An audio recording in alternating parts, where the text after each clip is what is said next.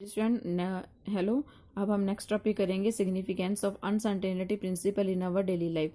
जो uncertainty principle है उसका हमारा डेली लाइफ में क्या सिग्निफिकेंस है। None of the important applications of Heisenberg uncertainty principle is that it rules out the well defined circular path और ट्रेजेक्ट्रीज प्रपोज्ड बाय बोहर। मतलब इसका इम्पॉर्टेंट एप्लीकेशन क्या है, किसने जो सर्कुलर पाथ बताया था जो बोहर ने उसको फॉलो अप करा है। Since for a subatomic particle like electron, it is not possible to measure simultaneously the position and velocity at any moment with good degree of precision। मतलब according to Heisenberg कोई भी microscopic particle के लिए एक ही time में उसकी position और momentum का मेजर करना इजी नहीं है विद गुड एक्यूरेसी के साथ। Therefore it is not possible to talk about the trajectory of electron और वेल डिफाइंड सर्कुलर बॉन्ड। इसलिए हम जो सर्कुलर ऑर्बिट है उसके बारे में नहीं बता सकते कि न्यूक्लियस से इलेक्ट्रॉन कहाँ पे घूम रहे हैं।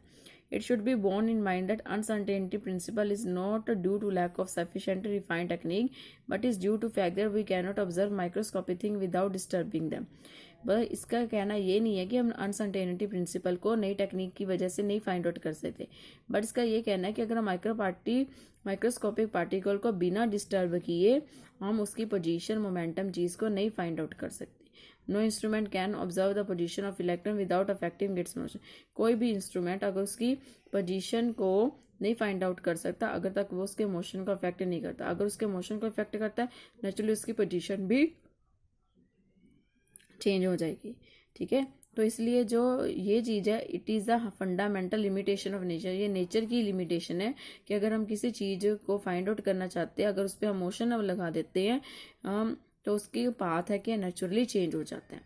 दस वी बट इन अवर जो डेली लाइफ है this principle has no significance. पर हमारी डेली लाइफ में इस प्रिंसिपल का कोई भी रोल नहीं है।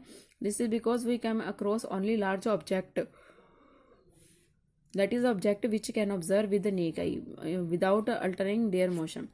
बट क्या हम जो अपने डेली लाइफ में बड़ी बड़ी चीज़ों को देखते हैं जगह हम विदाउट अल्टरिंग देयर मोशन, मतलब अगर हम उनका मोशन चेंज नहीं कर सकते फिर भी हम देखते हैं। जैसे आप बॉल देख लो, अगर आप इतनी बड़ी बॉल है, अगर आप फुटबॉल से खेल रहे हो, जैसे हम एक फुटबॉल से खेलते हैं, तो फुटबॉल से जब हम खेलते हैं तो हम अगर उसकी पोजीशन को उसको बड़े आराम से उसकी पोजीशन को देख सकते हैं विदाउट चेंज इट्स मोशन। उसके मोशन को बिना चेंज किए हम उसको देख सकते हैं।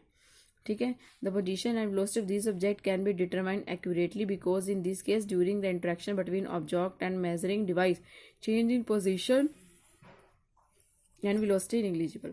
इन चीज़ों को हम बड़े आराम से क्यों देख सकते हैं, क्योंकि अगर हम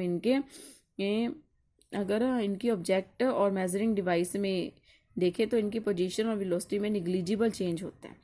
ठीक है, जिसे हम uncertainty principle is apply to the microscopic particle like any electron, जिसमें delta X into delta V come out to be कितने ऑर्डर के 10⁵ मीटर स्क्वायर पर सेकेंड, और delta X into delta V की वैल्यू कितनी है 5.78 10⁻⁵। It means it is if one tries to find the exact position of electron से uncertainty, तो आपकी वेलोसिटी कितनी होनी चाहिए 10⁻3। जो अगर हम विदाउट उनकी कह दो मोशन में चेंज किए देखना चाहते हैं तो उसकी इतनी होगी। यहाँ पे 10⁻⁻5 है, यहाँ पे 10⁻⁻10⁻3 है। This is very large. अगर अनसर्टेनिटी प्रिंसिपल को अगर हम एक ऑब्जेक्ट ऑफ मास से मिलीग्राम पे अप्लाई करते हैं तो इसकी वैल्यू कितनी आती है 10⁻⁻20। The value of delta x would be milligram size or heavier object is extremely small. Therefore, uncertainty of such small values have no significance। तो इतनी स्मॉल वैल्यूज पर अनसर्टेनिटी प्रिंसिपल लगाना क्या उसकी कोई भी सिग्निफिकेंस नहीं है। इट मीन्स कहने का क्या मतलब है कि जो अनसर्टेनिटी प्रिंसिपल है उसको हम माइक्रोस्कोपिक पार्टिकल लगा सकते हैं, पर माइक्रोस्कोपिक पार्टिकल पे अगर हम किसी चीज़ पे मोशन लगाते हैं, ठीक है, तो उसका पाथ नेचुरली क्या हो जाएगा चेंज हो जाएगा। तो उस वजह से हम एक ही टाइम में उसकी पोजीशन और उसके मोमेंटम को एक्यूरेटली फाइंड आउट नहीं कर सकते।